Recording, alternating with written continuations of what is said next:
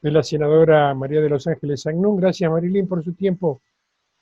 Gracias a vos, un gusto. Bueno, algo que me parece que nadie lo esperaba. Estaban todos mirando por dónde venía el coronavirus y le salió Fernández por el otro lado diciendo Vicentín.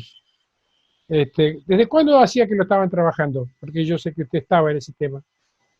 Bueno, veníamos haciendo un seguimiento riguroso de la situación. De hecho, yo me he reunido con los distintos sectores del movimiento obrero organizado, los distintos sectores económicos. ¿Vicentín estaba funcionando a pleno en este momento o estaba paralizado?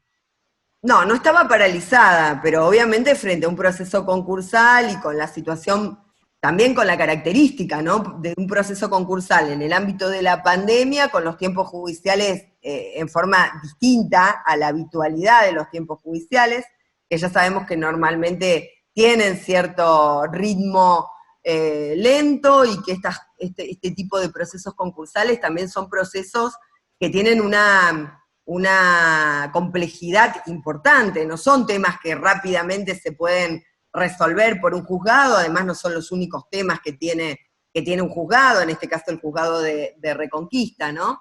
Ujú. Entonces, veníamos dialogando con los distintos sectores, con los trabajadores, veníamos dialogando con los pequeños productores, con los medianos productores, con distintos sectores de la economía provincial, Para que la gente tome dimensión permanentemente. de cuántos trabajadores hablamos y de cuántos pequeños productores que entregaban su materia prima o hacían algún trabajo para todo lo que Bueno, era estamos Vicentín. hablando de alrededor de 5.800 trabajadores en todo el país y de 4.000 trabajadores aproximadamente en la provincia de Santa Fe. A eso también tenemos que sumarle los puestos indirectos, no Ujú. solamente los directos de trabajo, porque tenemos, digamos, el polo Avellaneda Reconquista con la algodonera y con todo lo que esto significa para la región norte de la provincia de Santa Fe, y tenemos el polo en el sur provincial, que es el polo Ricardones San Lorenzo y el Gran Rosario, digamos, con la afectación que esto tiene para el sector. Pero acá estamos hablando de una empresa que no solamente, digamos, incursiona en el sector algodonero, en el sector aceitero, en la compraventa de cereales, sino que también estamos hablando de una empresa que ha incursionado en el biodiesel. Ustedes saben que previo a este estrés financiero, la empresa le vende su porción accionaria a Glencore de Renova. Estamos hablando del sector vitivinícola, que también está expresado en la empresa, con lo cual la verdad es que era un tema que preocupaba y ocupaba a los santafesinos y a las santafesinas, y bueno, en mi La caso, decisión de intervención los puestos la de decisión de trabajo, ¿no? intervención abarca las empresas que están endeudadas, o sea, del pool que era Vicentín, o abarca la totalidad de las empresas del grupo. No, bueno, la intervención abarca la totalidad de las empresas, esto porque, por supuesto, a ver, estábamos hablando recién, ¿no? Ahí me faltó decirte, los productores son alrededor de 3.000 Ah, productores directos afectados, pero con una decisión de expropiación, prácticamente todos los pequeños y medianos productores de la provincia de Santa Fe tendrían un alivio, tendrían un desahogo, ¿no? La verdad es que con respecto a la situación concreta que se ha dado en todo el país y la necesidad de una intervención, me parece que ha sido una medida acertada del presidente de la Nación. Pues son dos cosas distintas. Una cosa es la intervención a través de un decreto de necesidad de urgencia, y otra cosa es la ley de expropiación, que debe pasar por el Congreso de la Nación, al igual que el DNU. Ahora lo voy a explicar a eso. Pero la intervención es necesaria para conocer la situación económica y financiera real de la empresa, no la que sí, para se, verla de adentro, para verla de adentro, no es la que se ver los expresa papeles de adentro. solamente en el concurso que pide la propia empresa, que está Ujú. planteando unos 99.000 millones de pesos. Digo, me parece, y con una acreencia del Banco de la Nación Argentina de 18.500 millones de pesos. Lo que también tenemos que conocer desde adentro es cuál es la situación real de la empresa y evitar fundamentalmente que se haga algún tipo de maniobra manteniendo la administración de la empresa como se mantiene en el ámbito de un proceso concursal, o sea, hay una llegada directa, no se desvincula totalmente a la empresa, bueno, evitar justamente maniobras que pudieran perjudicar a los acreedores y por supuesto a los intereses del Estado Nacional en una órbita estratégica para la economía de la nación. Estamos hablando de ¿Ustedes tienen sospecha, alimentos. tienen alguna sospecha, elementos como para sospechar que hubo un vaciamiento de la empresa? Porque Banco Nación, no solamente Banco Nación, muchos bancos argentinos, inclusive extranjeros, le dieron dinero a una empresa que es difícil pensar que trabajando el cereal y el alimento uno pierda plata, ¿no? Una empresa que exporta 8 millones de toneladas de mercaderías, ¿no? sí, es difícil pensar que va para atrás. Fuera otro ramo, de otra característica, por ahí dice, bueno, un año malo, pero Fíjate que este, estos 8 millones de toneladas expresan el 9% de las exportaciones del país. claro, Y del total estamos hablando de granos, de granos, estamos sí. hablando de alimentos. La verdad es que, Pero por eso hay elementos concretos como para pensar que se vació la empresa. bueno, claramente, a ver, le estuvieron entregando créditos desde el Banco de la Nación Argentina en contraposición de lo que establecen las normativas del propio banco hasta último momento. Y hay En que el decirlo, creo que caso, uno de los principales aportantes que tenía Cambiemos en su momento, a través de un Banco Nación que manejaba Cambiemos. O sea que exacto, el- exacto. Por eso hay una denuncia penal, hay una causa penal que ya el fiscal Polichita pidió que se instruya, y también hay una causa iniciada en Paraguay por la triangulación y venta de cereal, ¿no? sí, De sí, sí, cereal sí, sí. en forma, en negro, en forma informal, diríamos, ¿no? Entonces, Senadora, ni usted ni Cristina Fernández de Kirchner son inocentes de no pensar que para la oposición en forma automática, yo le sumo lo de Fernanda Vallejos, por lo que fue un tuit y que nunca llegó, pero bueno, que de última le deja el campo abierto para que cualquiera de la oposición diga, ahí vamos, eso es Venezuela, vamos hacia Venezuela. no, de Este, ninguna manera. Creo que el presidente ha sido clarísimo.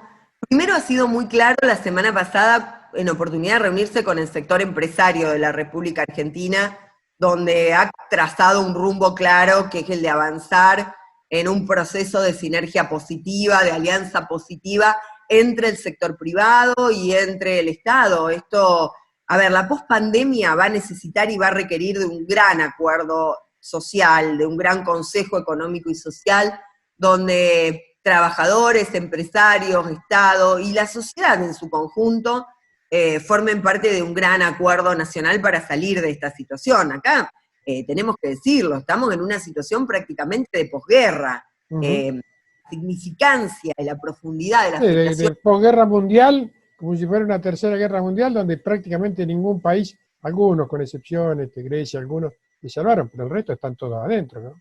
Exactamente, se está pronosticando una caída de los productos brutos del 13%, entre el 10 y el 13%, con lo cual, claramente para salir de esto requerimos del sector privado, y esta es una situación excepcionalísima, esto también hay que decirlo. La situación de Vicentín es excepcionalísima en primer Me lugar parece que porque esto vale la pena remarcarlo, o por lo menos esto como va a quedar grabado, porque esto se va a imponer para quienes son antiperonistas, que está bien que sean antiperonistas. Me parece que en bandeja servida se deja la palabra Venezuela de nuevo. Entonces me parece que esto van a tener que trabajar bastante eh, para hacerle entender a la gente que es una bueno, situación muy tendrán que excepcional. decir en ese caso, Antonio, que Alemania es Venezuela. Alemania está planteando algunas nacionalizaciones de empresas estratégicas del Estado. Acá ni siquiera eso es lo que ha planteado el presidente de la Nación. Por el contrario, ha planteado que no está en su perspectiva de análisis económico y político para la salida de la pandemia ningún tipo de apropiación de empresas privadas. Por otra parte, también hay que decir que Vicentín no es una empresa que está en esta situación a causa de la pandemia. Vicentín plantea el estrés financiero en el mes de diciembre del año pasado, alrededor del 3, 4 de diciembre, y se presenta en concurso los primeros días de febrero, es decir, previo a la pandemia. No es una empresa que pidió auxilio del Estado Nacional y que ahora el Estado Nacional se está apropiando de su porción societaria, de sus acciones. No, no, estamos hablando de una empresa que se presenta en concurso, que previo a presentarse en concurso siguió sacando crédito del Banco de la Nación Argentina, siendo beneficiaria del crédito del Banco de la Nación Argentina, a la que le deben al Banco Nación 18.500 millones de pesos.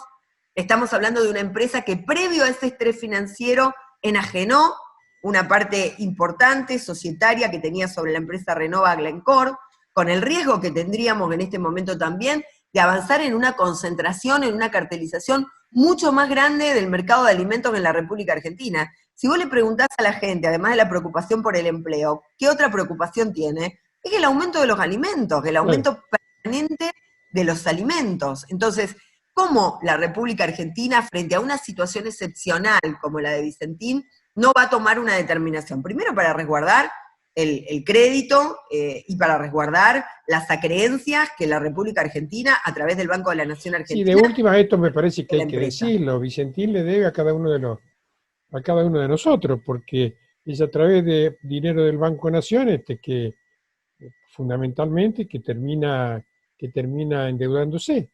Y si no lo devuelve, no es al Banco Nación, o sea que siempre terminamos somos todos nosotros, pero además es el crédito que se le negó a la pyme, es el crédito que se le negó al pequeño productor, al pequeño y mediano industrial, al pequeño y mediano empresario, al pequeño y mediano comerciante, al emprendedor en la República Argentina.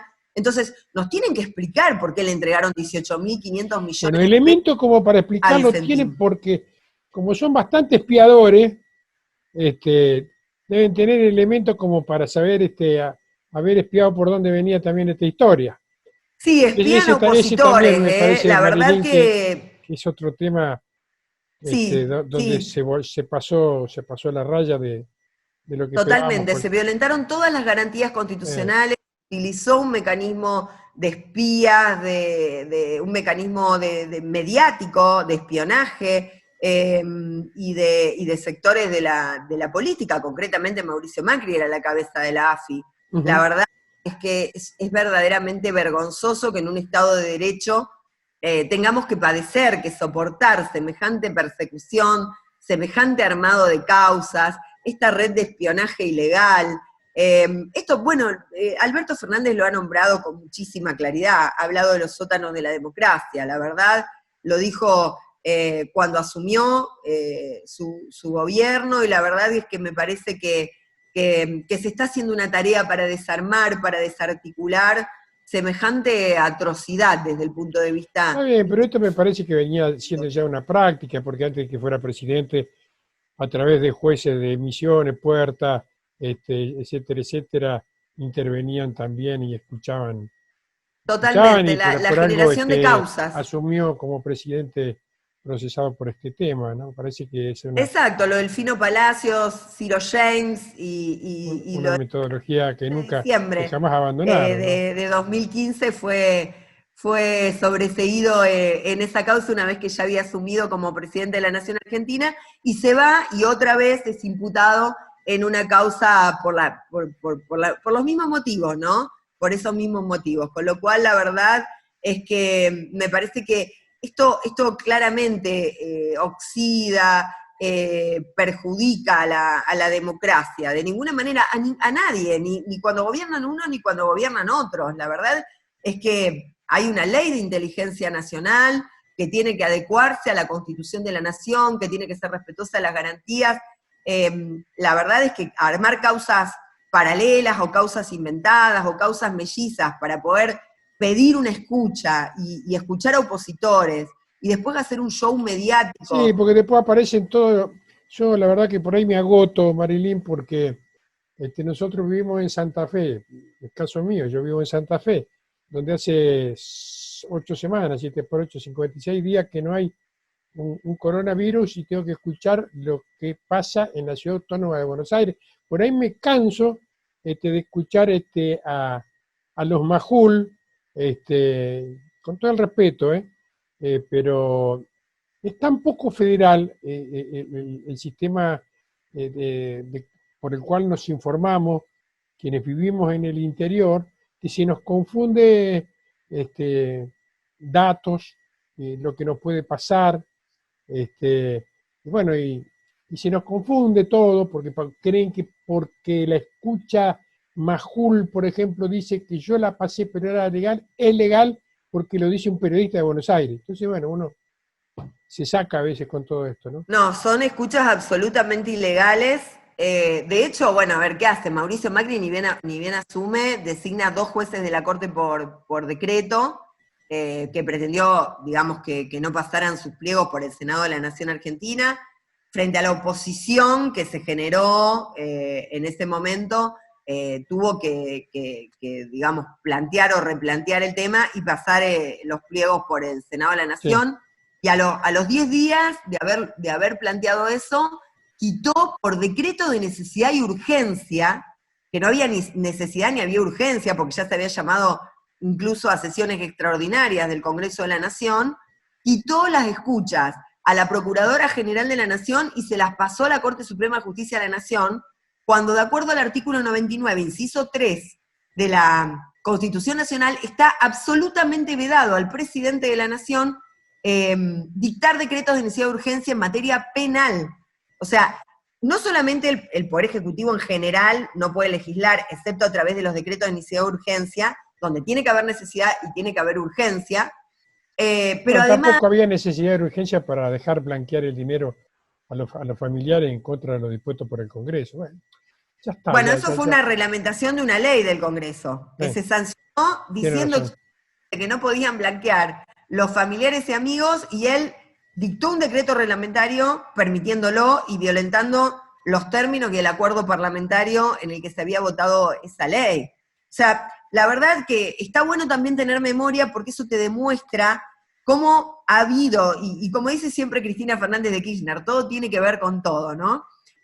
Cómo ha habido un mecanismo, un armado de causas, de persecución, la construcción de un poder económico, de un poder fáctico concentrado durante los 4 años de gobierno de Mauricio Macri y el padecimiento de la gran mayoría del pueblo argentino.